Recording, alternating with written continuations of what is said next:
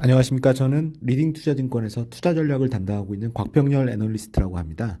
오늘은 메타버스를 바라보는 관점과 투자 전략이라는 리포트에 대해서 좀 간략하게 좀 브리핑을 드리도록 하겠습니다.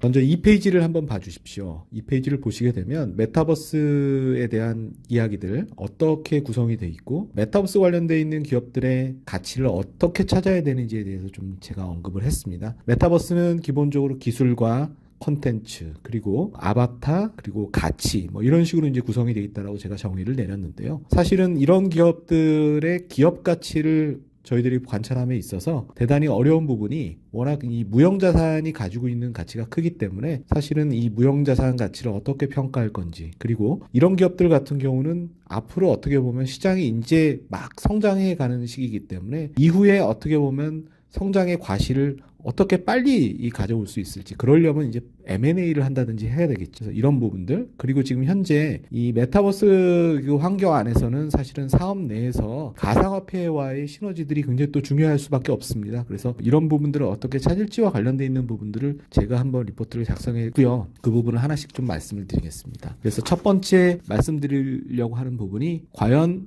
그 메타버스의 숨겨진 가치를 찾을 때 뭘 가장 먼저 주목해야 되느냐. 저는 강력한 IP는 여기서 이제 지적재산권을 이야기하는데요. 결국은 이 강력한 IP를 추정하기 위해서 어떻게 우리가 이 분석을 해야 되는지와 관련되어 있는 말씀을 좀 드리는데, 재밌게 보실 수 있는 부분은 기존에 어떻게 보면 메타버스 플랫폼 기업들의 기업 가치를 추정함에 있어서 가장 이상적인 거는 월간 활발하게 이제 활동을 하고 있는 유저들을 증가세라든지 그 월 거래대금을 이제 추적하는 게 굉장히 좀 중요할 텐데, 사실은 이런 데이터들이 굉장히 좀 후행하는, 우리가 이제 미리 알 수가 없습니다. 이런 정보 같은 경우는 기업의 내부 정보이고, 그리고 실제 실적 공시를 한 다음에 한 개월 이후에나 이제 우리가 할 수 있는 부분이기 때문에 굉장히 좀 적시성이 떨어진다는 문제들이 있습니다. 그래서 그 부분을 좀 극복하기 위해서 저는 이번에 텍스트 마이닝이라는 기법을 좀 활용을 했습니다. 뭐 쉽게 말씀을 드리면, 우리가 구글 트렌드에 검색어를 넣었을 때 검색량이 많이 늘어나는 부분들이 실제로 해당 기업의 주가라든지 해당 기업의 지적자산권을 설명하는 것도 일정 부분은 가능하다라는 부분들을 좀 이용했다라고 이해를 해주시면 될 것 같고요. 그래서 5페이지 보시면은 실제로 메타버스 기업들의 가치 평가할 때, 원래 이제 조금 어려운 표현이긴 한데, 이런 무형자산 가치 내지는 그런 성장주들 기업 가치를 평가할 때 주로 보면은 매출액 대비해서 주가가 어떤지를 가지고서 저희들이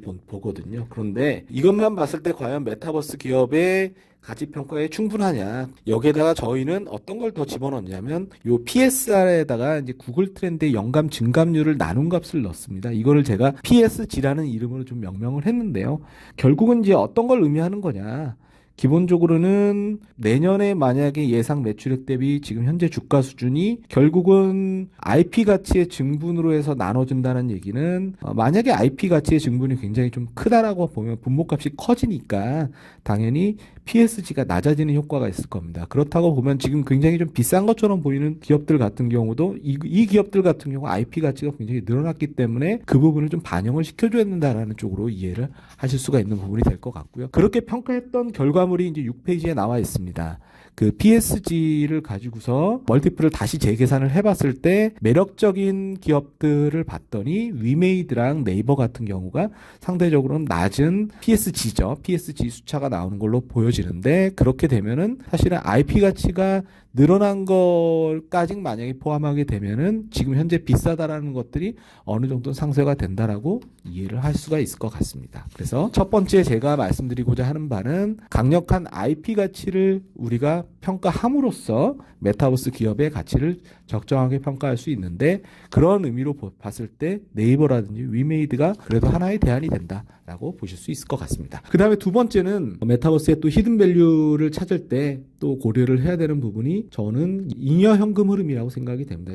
저는 그거를 이제 확장의 전진기지라고 이제 표현을 했는데요. 7페이지 보시는 거대로 과거 이제 그 네이버가 합병했을 때 이제 한게임과 당시 때 이제 NHN이 이제 같이 합병하면서 지금의 이제 네이버가 됐는데요. 이런 플랫폼들의 성공 공식에는 굉장히 중요한 게 뭐냐면 캐시카우가 되는 기업이 있어야 되고, 그리고 이 캐시를 바탕으로 해서 메인 시장을 장악하는 어떤 그런 흐름이 나오는데, 네이버 같은 경우 과거에 한게임이 이제 캐시카우의 역할을 했었고요. 그러면서 검색 시장을 제패하면서 지금 오늘날의 네이버가 됐다라고 보실 수 있을 것 같은데요. 그럼 결국은 메타버스도 이제 이런 구도로 2라운드에서 이제 이런 구도로 간다라고 봤을 때는 결국은 잉여 현금 흐름이 얼마나 있느냐 여부가 추후에 어떻게 보면 M&A를 한다든지 빠르게 사업을 확장하는데 굉장히 큰 역할을 할 것이기 때문에 중요하다고 봐야 될 것 같습니다. 그래서 8페이지 보시면은 제가 그래서 이제 어떤 측면들을 봤냐면 프리캐시 플로우, 그러니까 잉여 현금 흐름을 시가총액 대비해서 봤습니다. 그러니까 기업 규모 대비해서 얼마나 영업 현금 흐름이 있느냐를 봤고요. 그리고 PCFR이라고 주가를 주당 현금 흐름으로 나눈 값도 좀 같이 봤습니다. 그래서 그렇게 구분을 져봤더니 엔터 기업들 중에서 우수한 기업은 J-컨텐트리,